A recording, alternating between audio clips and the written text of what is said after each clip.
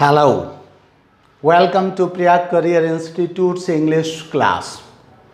यह video never say this sentence के लिए है।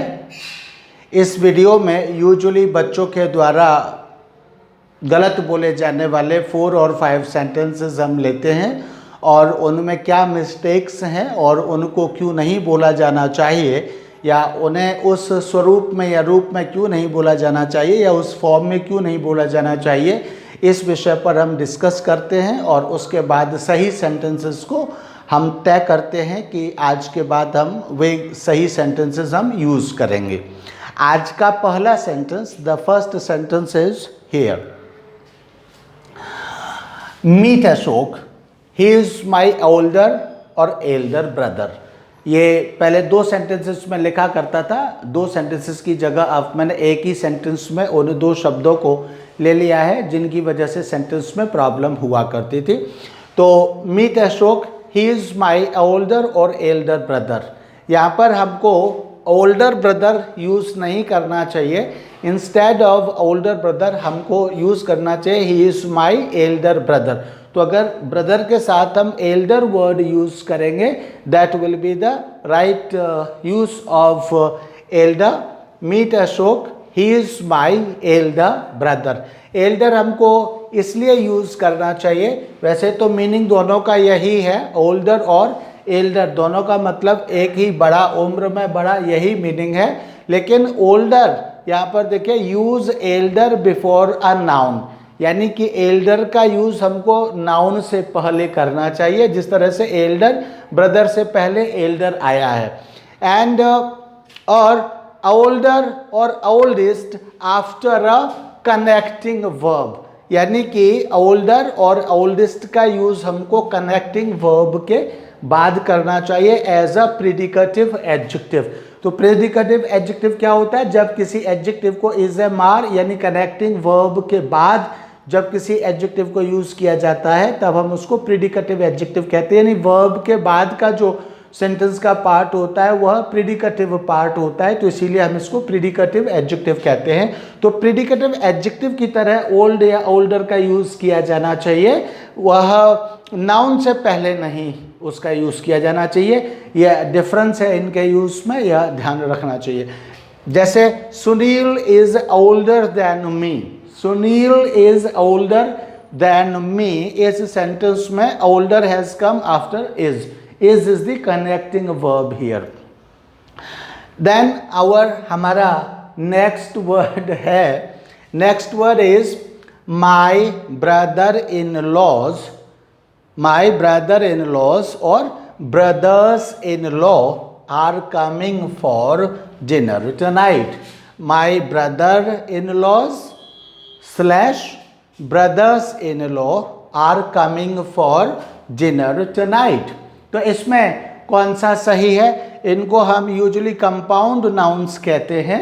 तो जिनमें प्रेपोजिशन आता है बीच में, ब्रदर इन लॉ, जिनमें प्रेपोजिशन बीच में आता है उनके जो प्लुरल बनाने का तरीका होता है वो उनका जो मूल रूट वर्ड जो होता है, जो मेन नाउन होता है, उस मेन नाउन में हम एस और एस लगा करके उसका प्लुरल बनाते हैं।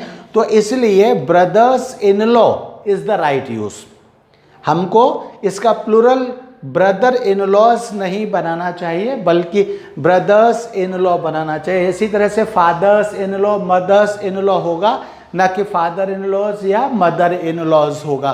तो इस तरह से the correct plural form of brother और sister in law is brothers और sisters in law.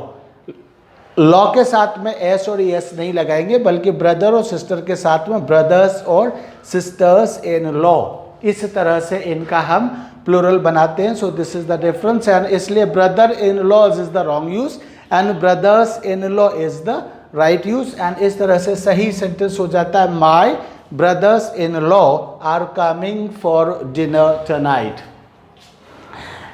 Third sentence is Anjali's niece has grown up or grown.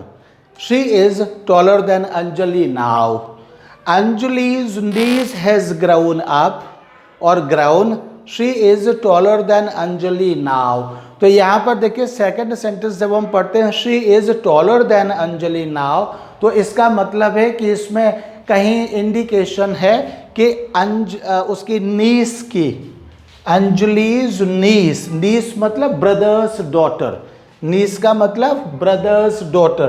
तो अंजलि की जो नीस है वह फिजिकली ग्रोथ उसका हो गया है, फिजिकल ग्रोथ हो गया है, या फिजिकली वह बड़ी लगने लगी है, टॉलर हो गई है, अंजलि के बराबर हाइट में हो गई है। एज में तो अंजलि से छोटी ही है, वह बराबर नहीं बल्कि टॉलर देन अंजलि मतलब अंजलि से हायर हो गई है। तो इसलिए इस फिजिकल ग्रोथ को बताने के लिए growing up means coming of age, अगर ग्रो के साथ आप अप लगा देते हैं तो इसका मतलब हो जाता है कमिंग ऑफ एज, यानी एज पर पहुंचना। एज पर पहुंचने के लिए you are a grown up man, you are a grown up man means एक पॉसिबल एज, एक मैन की जो किसी को मैन कहा जाता है, जब उस उम्र पर कोई पहुंच जाता है तब हम उससे कहते हैं you are a grown up man. तो उम्र पर पहुंचने के लिए ग्रोन अप यूज किया जाता है, तो इसलिए यहाँ इसके साथ ग्रोन अप यूज नहीं किया जाना चाहिए। For physical growth like becoming taller, तो ये जो बड़ा लंबा होना है ये फिजिकल ग्रोथ है, उम्र पर पहुंचना नहीं है, इसलिए इसके साथ हम ग्रोन अप नहीं यूज करेंगे बल्कि केवल ग्रोन यूज करेंगे। और सही सेंटेंस होगा Anjali's niece has grown, she is taller than Anjali now. Anjali's niece has grown, she is taller than Anjali now. So this is the third sentence. And the fourth sentence is my cousin and I, यहाँ पर are at the, are तो वैसे common है लेकिन दोनों में मैंने लिख दिया है my cousin and I are at the या are the same age but she is getting married. My cousin and I, so my cousin is a girl, so my cousin and I are at the, तो इसमें कौन सा सही है, एक में तो है are at the एंड दूसरा ऑप्शन क्या है स्लैश के बाद are the same age, तो are the same age but she is getting married, तो यहाँ पर are the same age is the right option। और हमें at the same age न कह करके हमको are the same age ही कहना चाहिए। जिस तरह से हम कहते हैं one person, इसका जो फॉर्मूला है कि कैसे सही है, so one person is as old as the other, तो जिस तरह से हम one person is as old as the other कहते हैं, इसी फॉर्मूला और इसी बेस पर इसी रूल को फॉलो करते हुए हमको somebody is the same age ऐसा कहना चाहिए। somebody is the same age, कौन सा फॉर्मूला फॉलो करते हैं हम, one person is as old as, जो ग्रामर यहाँ पर अप्लाई हो रही है वही ग्रामर यहाँ पर अप्लाई हो रही है, तो somebody is the same age हमें कहना चाहिए, ना कि हमको एट दी सेम एज कहना चाहिए। तो इसलिए इसमें जो सही सेंटेंस है my cousin and I are the same age but she is getting married now, this sentence is the right and correct sentence and must be used. Fifth sentence is I just got to know that Ravi has married with और is married to Rashi. तो यहाँ पर हमको ध्यान देना चाहिए कि इस तरह के ऑप्शन में हम हिंदी में भी कहते हैं कि रवि की शादी राशि से हुई है, रवि ने राशि से शादी की है या राशि ने रवि से शादी की है, हिंदी में भी हम ऐसे नहीं कहते हैं। इसकी जो फॉर्म है रवि की शादी राशि से हुई है और राशि की शादी रवि से हुई है, इस तरह से हम फॉलो करते हैं। सेंटेंसेस हिंदी में भी बोलते हैं, वही रूल यहाँ पर फॉलो होता है। और हैज़ मैरिड विद यानी ये एक्टिव वॉइस का सेंटेंस बन जाता है, तो एक्टिव वॉइस में न कह करके इसको हम इज मैरिड और मैरिड के बाद टू राशि लगाते हैं, तो इज मैरिड टू राशि इज द राइट सेंटेंस, ना कि हैज़ मैरिड विद। और मैरिड के बाद इज नहीं, विद नहीं आता है बल्कि टू आता है, it must be noticed here. And the next and the last sentence is I am tired, I want to go to my house या फिर होम।